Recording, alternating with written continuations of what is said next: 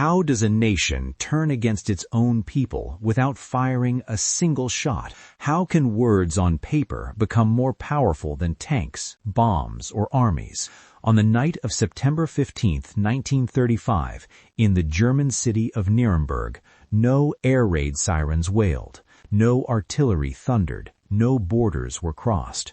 Yet by sunrise, millions of people had become enemies of the state overnight. What happened inside a brightly lit party hall before cheering crowds and Nazi banners would quietly reshape the Second World War before it had even begun. This is the story of how a forgotten law weaponized identity and turned neighbors into targets. In 1935, Germany was not yet at war.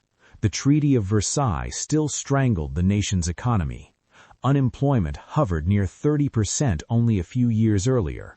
Political violence simmered beneath the surface. Into this chaos stepped Adolf Hitler, Chancellor of Germany, leader of the National Socialist German Workers' Party, promising order, unity, and rebirth. But unity required an enemy. Jews had lived in Germany for centuries. They served in the Imperial German Army during World War I. Over 100,000 Jewish soldiers fought for Germany between 1914 and 1918. More than 12,000 died wearing German uniforms. Yet in Nazi ideology, facts did not matter. By 1933, the Nazi regime began reshaping Germany not through mass violence but through legislation. Civil servants were purged, Jewish doctors lost licenses, Jewish lawyers were barred from courts. Each step seemed temporary, each law appeared bureaucratic. Few imagined where it would lead. Inside the Nazi leadership, however, the plan was deliberate. Reinhard Heydrich of the SS Security Service pushed for racial classification. Wilhelm Frick, Reich Minister of the Interior, prepared the legal framework. And Adolf Hitler waited for the right moment. That moment came during the 7th Nazi Party rally in Nuremberg. Over 700,000 party members gathered beneath massive swastika banners. Searchlights pierced the night sky, what would later be called the Cathedral of Light. The spectacle was intentional. Emotion first, law second. On September 15th, without prior notice, even to senior officials, Hitler summoned the Reichstag. There would be no debate, no committee review, no warning, only applause. 2 laws were introduced and passed within hours. The first was the Reich Citizenship Law. It declared that only those of German or related blood could be citizens. Jews were reduced to subjects, stripped of political rights. The second was the Law for the Protection of German Blood and German Honor. It banned marriage and sexual relations between Jews and non-Jews. Violations would result in imprisonment with hard labor. With 2 documents, the Nazi state legally defined an internal enemy. By 0600 hours on September 16, 1935, local police stations across Germany received implementation orders. Civil registries began reviewing birth certificates. School administrators compiled lists. Employers demanded proof of ancestry. Families who had lived as Germans for generations suddenly faced interrogation. Race offices classified people by grandparents. 1 Jewish grandparent made you a Mischling of the 2nd degree. 2 made you a 1st-degree Mischling. 3 or 4 made you Jewish, legally and irreversibly. Paperwork became a battlefield. Neighbors stopped speaking. Friends crossed the street to avoid eye contact. Shops posted signs reading, "Jews not welcome." By 1400 hours, Jewish professionals were dismissed en masse.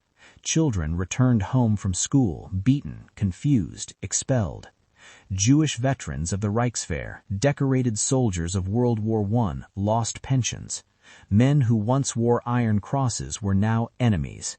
The law did not ask what you had done, only who you were. For 3 brutal years, the Nuremberg laws normalized exclusion. By 1938, Germany was rearming openly. The Wehrmacht expanded to over 3 million men, and the internal enemy had been clearly defined. On the night of November 9, 1938, the legal groundwork turned violent. SA units, Hitler Youth, and civilians attacked Jewish businesses. Over 1,400 synagogues were burned.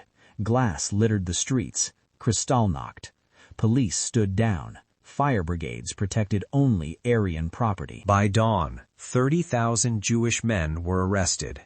They were sent to Dachau, Buchenwald, and Sachsenhausen, all justified under laws passed 3 years earlier. When war broke out in September 1939, Jews were already enemies. No trial was required.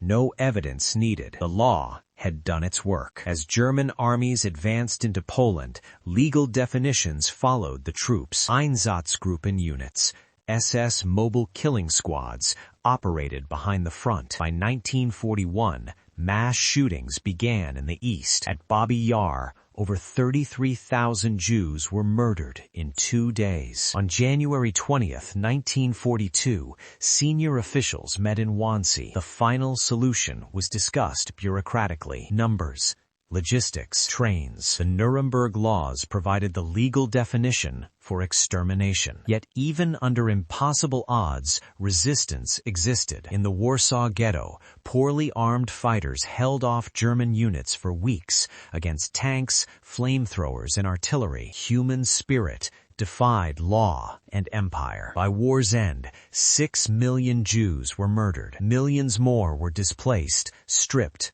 erased, all made possible by legislation passed in peacetime. At the Nuremberg trials, these laws were cited as evidence of crimes against humanity. Legal scholars would later call them the most dangerous laws ever written. No tanks enforced the Nuremberg laws. No generals commanded them. They worked because people obeyed, because paper seemed harmless. History often remembers battles, generals, and weapons. But sometimes the most devastating weapon is a law, a sentence, a definition, a signature. The Nuremberg laws remind us that war does not always begin with gunfire. Sometimes it begins quietly with applause. This was just one of countless untold stories from the Second World War. Subscribe to Past History Tales as we continue to bring these forgotten chapters of history back to life.